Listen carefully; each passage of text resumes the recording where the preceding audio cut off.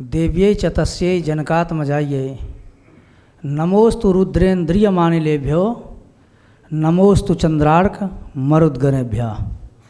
सीतानाथ समारंभां श्रीरामानंदार्य मध्यमां अस्मदाचार्य पर्यन्तां वंदे गुरु परंपरां वंदे गुरु परंपरां।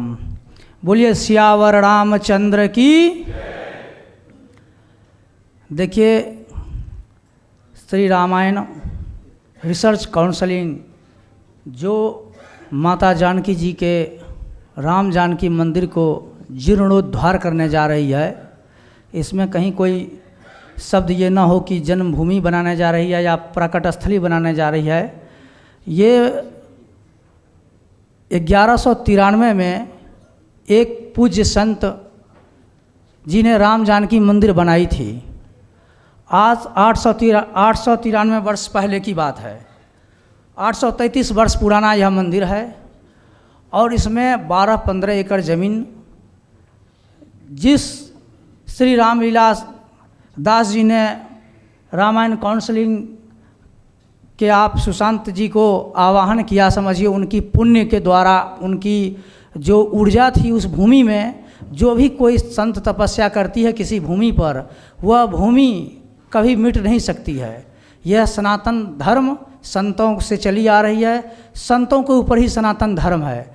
और देखिए, मुगलों के काल में, अंग्रेज़ों के काल में और भी प्राचीन काल में जहाँ तक जाइए, संतों ने इस धरोहर की रक्षा की है।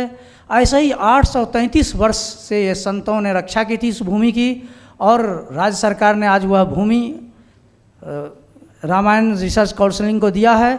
और यह रामायण रिसर्च काउंसलिंग ने यह तय किया है कि उस भूमि में निश्चित रूप से केवल मंदिर का रूप नहीं दिया जाएगा, मंदिर के साथ साथ नारियों की शक्ति को मजबूत करने के लिए वहाँ बालिकाओं का जो है विश्वविद्यालय बनाई जाएगी।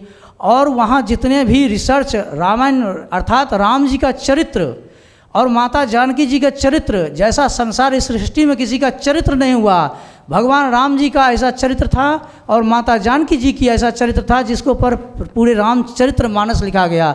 दुनिया में किसी भी धर्म के पास, किसी भी धर्म के जो अग्रसर होंगे, किसी के पास चरित्र इतना बड़ा नहीं है जितना बड़ा सनातन धर्म के पास राम जी का चरित्र है। उसके ऊपर पूरा ग्रंथ लिखा गया है। और माता जानकी जी के चरित्र के ऊपर वाल्मीकि जी ने कहा, सीता या चरित्रम महत, मैं माता जानकी जी का चरित्र की महिमा लिख रहा हूँ। इसी में राम जी नायक हैं, इसलिए उनका भी लिख रहा हूँ। ये कितनी बड़ी बात है। तो चरित्र के ऊपर इतनी बड़ी महिमा लिखी गई है।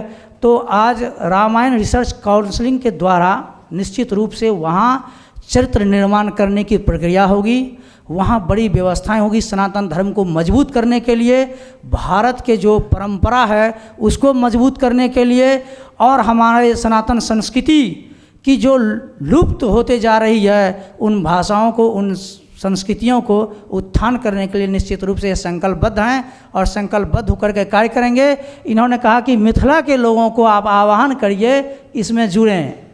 मैं यह शब्द भाई साहब से कहना चाहूँगा कि यह शब्द ना कहिए, केवल मिथिला के लोग क्यों भाई, राम जी का जन्मभूमि बना, पूरे विश्व के लोग लगे, तो माँ जानकी जी के मंदिर में केवल मिथिला के लोग क्यों लगेंगे? पूरे ब्रह्मांड लगेंगे।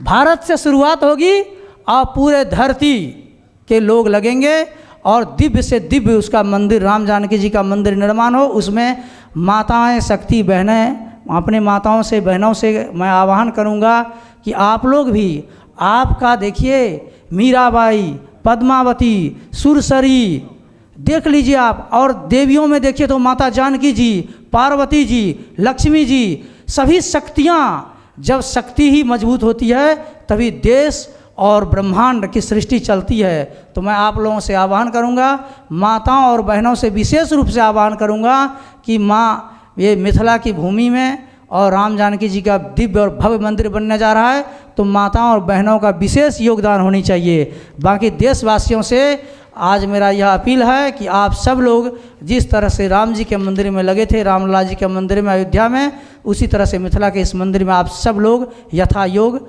लगें और इसकी प्रचार प्रसार करें, योजनाबद्ध तरीके से कार्य करें और सनातन धर्म को मजबूत करें। बोलिए सियावर रामचंद्र की, पवन सुत हनुमान की।